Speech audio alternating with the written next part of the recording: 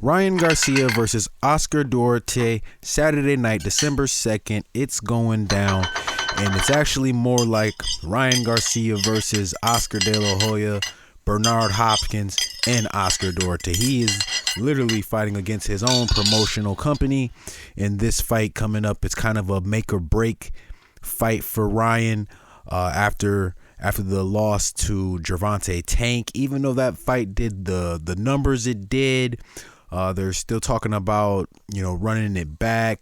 They broke records. It seems like Oscar De La Hoya is throwing his own fighter to the wolves. He's not trying to put him up against another B fighter. Oscar Duarte is no joke. He is 26-1 with like 20 knockouts or 21 knockouts. He is like the next up and coming Mexican superstar, and with the knockout against Ryan Garcia, that'll definitely catapult him to the top. Not all the way, because he's still, still some fights that's up there, but he knocks out Ryan Garcia. It's not looking good for Ryan Garcia's his future, and Oscar Duarte's future would be going up. But it's kind of crazy how his own promotional company is going against him. We have audio of that here. They've been going back and forth all week. Hopefully Ryan was clearly upset during a press conference, and hopefully he doesn't carry this into the fight Saturday night, because he is fighting a focused Mexican fighter who is coming to knock him out, similar to Gervonta Tank Davis. So he's got hard hands. He hits hard. It's gonna be a tough challenge for him. So I hope Ryan comes in there a little bit more tactical, because as you guys watched in the fight against Tank, he came rushing forward. Like he said, he's not going to run. He's going to come forward, and he's going to come fighting. And that's admirable. That is very admirable, but it might not be smart. And it might not be smart to behave like that in this fight. So if his emotions get the best of him, it could be an early night for Ryan Garcia, but you can definitely hear what he's talking about and his frustrations, what he's talking about when he's talking about his promoters and what they've been saying about him. Oscar's clearly been praising Oscar Duarte all week. Bernard was kind of, putting Ryan down and then talking about his own careers, and then they going back and forth during the press conference. So take a look and listen for yourself. Tell me what you think. 28 years in the ring. I believe I got some credibility. But one thing about boxing, and I close with this, it will call your bluff. Ryan Garcia. Ryan. Man, a couple things that I want to touch. One thing that's been on my heart is the statements that Bernard made, where he'll decide if I'm going to finish or if I should continue boxing after this fight. He don't decide that. My coach does, my team does, everybody that, grinds with me day in and day out, that's who decides, and ultimately God decides, not him. Nobody was telling him when to stop boxing. He stopped boxing at 45, so kudos to him, but he don't determine that. And another thing I want to touch on is, Oscar saying that, we misinterpret, what they say. It's plain English. I didn't hear anybody speaking any language I don't know. So, it's very clear to me that, they're backing this guy to beat me just like they thought Duno was going to beat me. He was the next Filipino star. They saying he's the next Mexican star. And, he also said that, he calls out on the bullshit, the lies. Man, last time I checked, he said he never lose to a white boy, and then Joe Smith Jr. knocked him out of the ring. Last time I checked, Joe Smith Jr. was white. So, they be lying.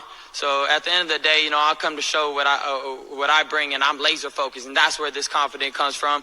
Thank God for everything, and all praise to the Most High, Jesus Christ. Thank you. And there you have it. Clear problems going on at Golden Boy between their own special fighter and Ryan Garcia.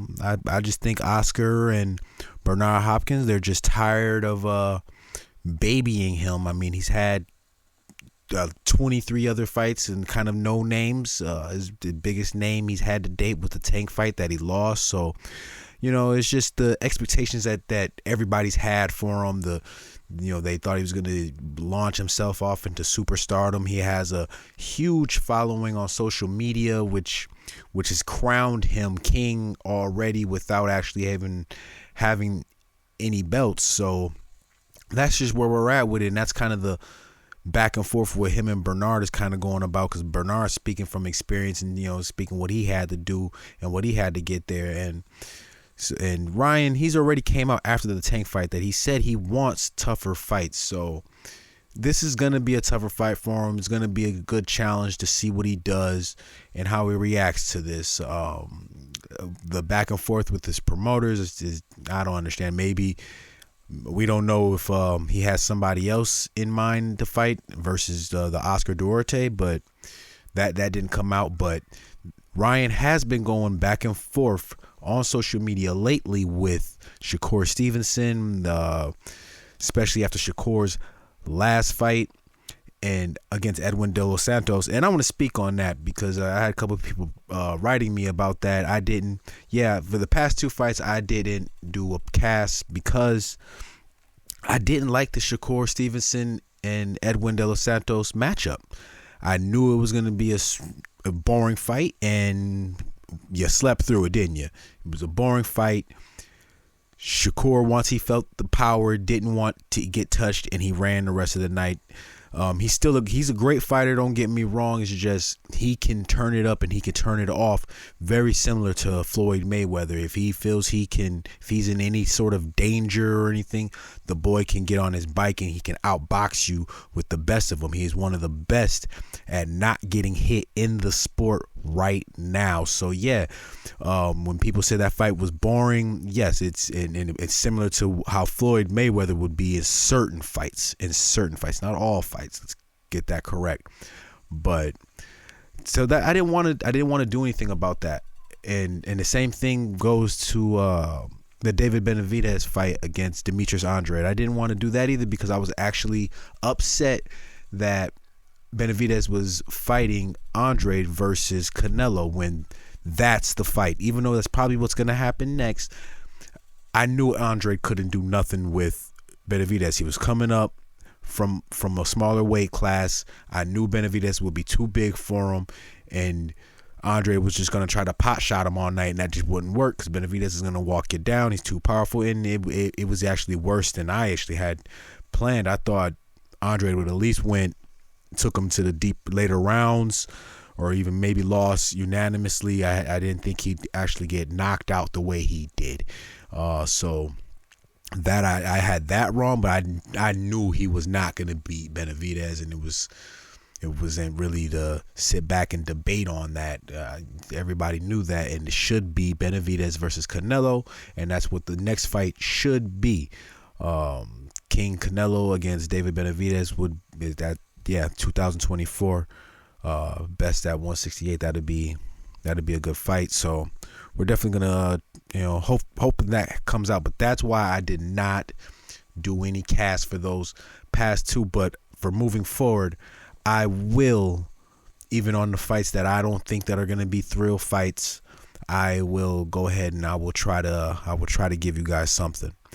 Most definitely. But until then, I appreciate you for tuning in to Leo World News. Don't forget to go to the website and check out your latest blog, and appreciate you listening to the blogcast as well. Thank you. Don't forget to subscribe to the channel. I'm out.